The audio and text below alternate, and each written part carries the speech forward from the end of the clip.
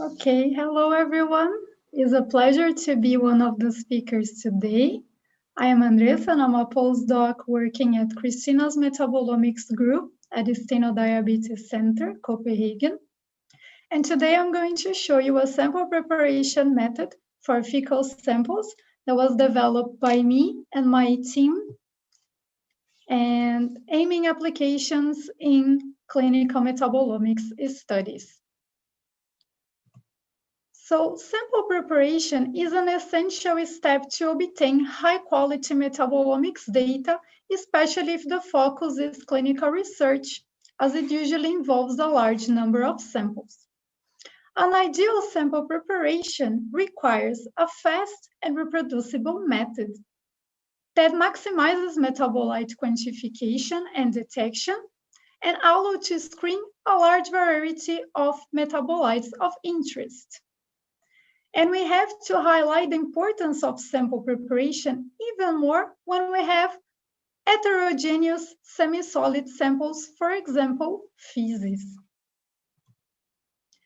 There is an increasing interest in fecal metabolomics as collecting samples is minimally invasive and it's possible to obtain information not only related to gut health, but also on the function of other organs with close activity to gut.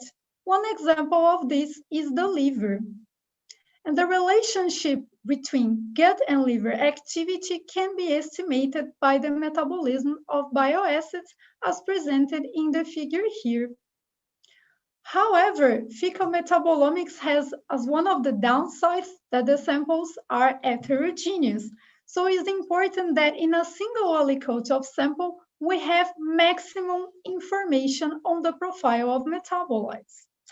And based on this, we propose this robust method for preparing fecal samples that had the focus to reduce aliquoting and aims to produce a common sample that contains a wide range of metabolites in appropriated concentrations to be measured through multiple mass spectrometer platforms. In this common sample, we are able to analyze lipids using our QTOF. We are also able to analyze polar metabolites using our GC-GCMS.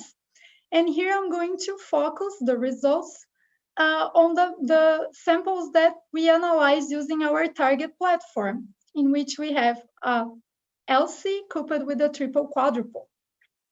In this method, we aim to quantify bioacids and amino acids simultaneously.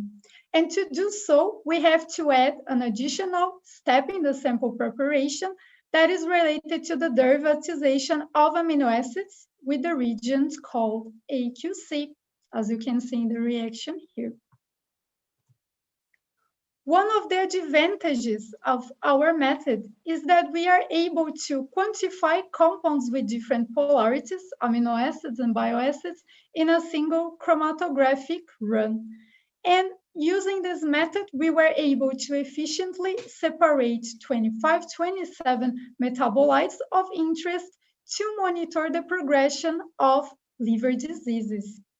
Here we can see very nice separation of peaks for both amino acids and bioacids, as well as the parameters that we use in our instruments. So to investigate the producibility of our method, we use some clinical samples from a cohort of 475 participants divided in healthy controls and patients with a history of harmful drinking related to alcoholic liver disease. We prepared some quality control samples that they were pooled samples prepared by mixing all the 475 samples together. These pooled samples, they were aliquoted and prepared exactly the same way that we prepared the samples from the cohort. And then we design an experiment adding these quality control samples in the beginning of the analytical run and at intervals throughout the analytical run in order to ensure system stability and also in order to evaluate analytical performance. As you know, With such a large number of samples, we should experience some drop in sensitivity in our mass spectrometer. So it's important to compare samples that can represent replicates, like the pools. And also by doing that, we can evaluate if our data is good enough to proceed for statistical analysis and then answer our clinical question that is there a difference between AOD patients and healthy patients. So here are some of our results. You can see violin plots with the distribution for metabolite concentrations across the cohorts represented in blue and in pink for the quality control pool samples. It's possible to observe that the pool samples, they present a very low variation in comparison to the samples representing the cohorts. And this variation was low even before we do some data treatment, batch corrections, and so on. The relative standard deviation, it was ranged from 6 to 22%. In analytical chemistry, we consider a good reproducibility when this value is below 20%. So the results indicate that we have a very good reproducibility. And of course, for such a large number of samples, we have to do some data treatments.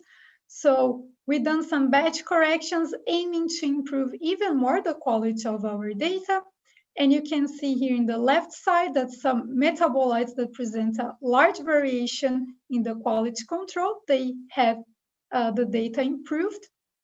And here we can see a PCA model with the quality control samples producing a tiny cluster in the middle of the PCA, while the other samples, the samples representing the cohorts, they are spread along the PCA. And so this indicates that our method is good enough. And also when we see this higher metabolite variation across the samples representing the cohorts in comparison to the quality control samples, we can say that our method provides insights into biological variation. So the next steps is with this method, with the results that we'll be obtain with this method, try to find which metabolites are implicated in the progression of alcoholic liver disease and liver fibrosis. And here I have some preliminary results. We found that the presence of this CDCA is a primary bioasset was found to be different in the group of AOD in comparison to the group of health patients. So hopefully we will be able to find other metabolite signatures related to AOD. So I would like to thank all the listeners and my team that helped me to develop this work, as well as the funding agencies, Novo Nordisk and Horizon 2020. If you want to know more about why I am investigating alcoholic liver disease, you can go to the webpage of Galaxy Project. And also you can see my personal Twitter that I have a lot of scientific novelties, and also to Christina's laboratory webpage as well as her Twitter. Thank you, everybody.